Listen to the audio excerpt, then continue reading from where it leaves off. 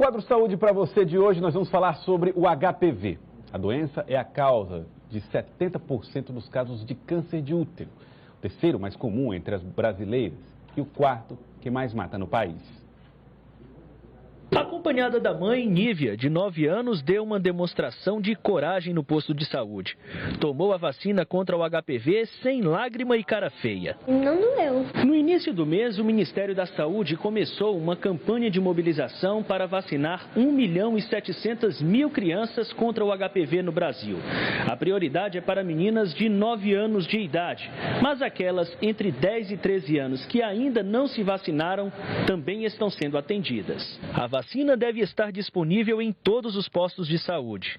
A imunização só é completa quando a criança toma a segunda dose 6 meses depois da primeira. Essa campanha também chama a atenção disso, para completar a segunda dose, porque muitos tomam a primeira e acham que não precisa tomar a segunda, mas precisa tomar a segunda para poder estar protegido. A vacina já faz parte do calendário nacional de vacinação.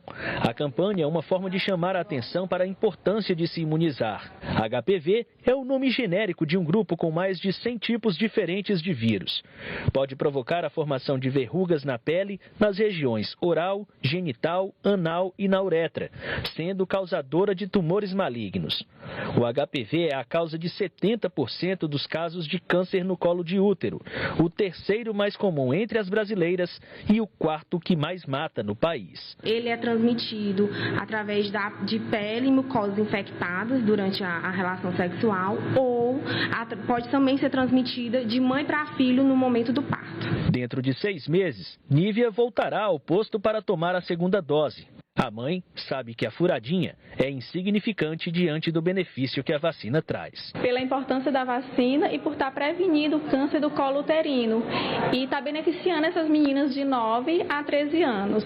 E aproveitando também a campanha da vacina contra o HPV. Nós estamos recebendo aqui no estúdio a médica Lia Cruz, ginecologista, que vai conversar conosco a respeito, esclarecer mais dúvidas a respeito deste assunto e você pode participar. Doutora Lia Cruz, seja bem-vinda ao Jornal do Piauí, boa tarde. Obrigada, boa tarde, Ailson, boa tarde, Indira, boa tarde. Primeira pergunta, uma vez vacinadas essas crianças, essas jovens, elas terão para sempre a proteção contra o HPV? É muito importante essa pergunta, não só pela eficácia da vacina. A eficácia da vacina para os HPVs que são contemplados na vacina, que são os tipos 6, 11, 16 e 18, é superior a 90%. Então, para esses tipos de HPV, é uma proteção, né, praticamente perene, por 10 anos que seja, para a exposição da primeira relação, mas para esses tipos de HPV. É muito importante que a gente entenda, enquanto população, de que existem mais de 200 tipos de HPV. Quer dizer, as vacinas são só para essas, mas existem 200. Existem mais de 200 conhecidos, né? Acredita-se até que devem ter outros que não são descritos. Então, a vacina, o que é o objetivo dela? Ela é muito importante porque ela controla a frequência do câncer de colo, mas ela está atuando nos tipos mais prevalentes.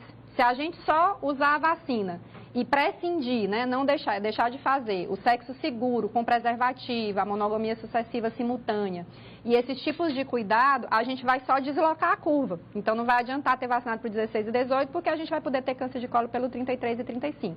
Isso, de modo algum, tira a importância da vacina, porque ela é uma prevenção primária. Mas a gente não pode esquecer que isso tem que ser associado ao sexo seguro sempre. Doutora Lia, mulheres que já iniciaram a vida sexual também podem tomar a vacina ou ela é só para esse grupo de meninas? Existe uma coisa importante também da gente diferenciar, que é a indicação de uso, as possibilidades de uso e as campanhas, né? A indicação de uso formal atualmente é para mulheres que ainda não iniciaram a vida sexual, independente da idade.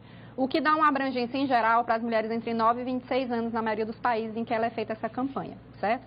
As recomendações de uso, tem algumas coisas que ainda são que a gente chama off-label. Então, apesar de não ser ainda o que é propagado, existem níveis de evidência menores, ou seja, estudos não tão grandes que mostram bons resultados. Como, por exemplo, mulher que já tem o HPV para melhorar a imunidade e mulheres que já iniciaram a vida sexual. Então, elas seriam tipo assim, um subgrupo que se beneficiaria, mas que não é liberado. Tá, e então, a outra coisa, só para concluir, é a campanha, que vai aquém das indicações do uso, porque é coisa de saúde pública, né? Então, a mulher que tem HPV, depois de ser exposta à vacina, depois de receber a vacina, ela demonstrou uma reação positiva. Uma melhora da Melhorou. imunidade. Isso. A gente tem alguns estudos, só que, como eu disse, eles são menores, eles ainda não liberam, digamos assim, pelo SUS ou para usos regulares nesses casos.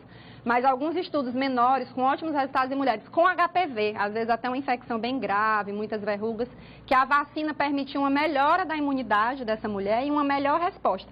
Porque a chave da resposta ao HPV é a imunidade da mulher.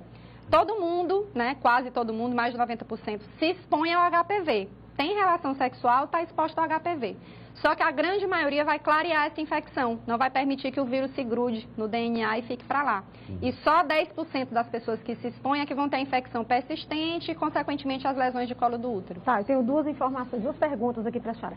Se a vacina tem contraindicações e se a vacina tem reação. Porque quando se começou essa campanha, né, há alguns anos aí, se falava muito de crianças meninas que estavam desmaiando, estavam tendo problemas e que isso era atribuído à vacina. É verdade ou não?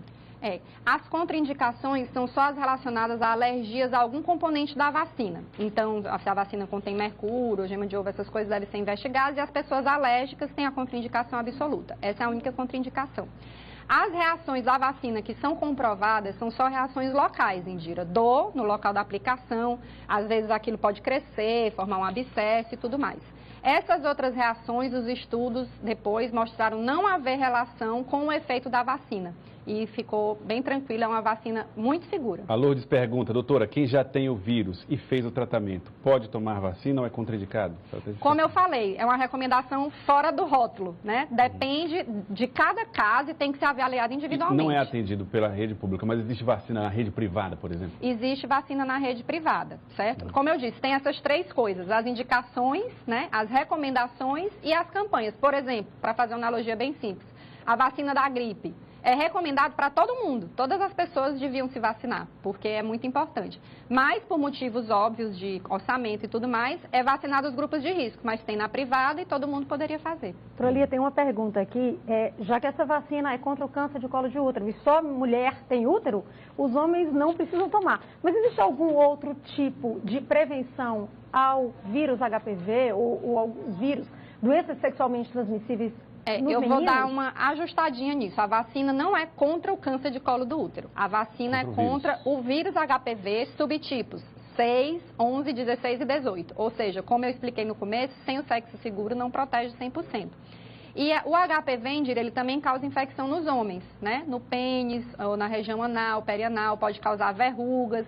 E existe também o câncer de pênis, né? Os cânceres localizados lá, causados pelo HPV.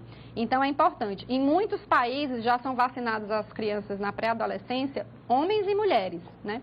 Tem uma indicação super especial também para os homossexuais, por causa do carcinoma anal, também tem relação com HPV. Hoje em dia já se estuda a citologia anal e tudo mais, é um grupo que é bem recomendado também. Então, como eu disse, uma coisa é a campanha, são meninas 9 a 11 anos, anteriormente foi de 11 a 13, mas cada caso individual bem conversado com o urologista ou com a ginecologista pode ter uma boa indicação, inclusive nos casos que já tiveram a doença. Tá certo. Eu queria agradecer a senhora, doutora Lia Cruz, ginecologista. Muito obrigado pela participação aqui no Jornal do Piauí, esclarecendo essas dúvidas. Muito obrigado e que todos se vacinem, porque é muito importante. Muito obrigado.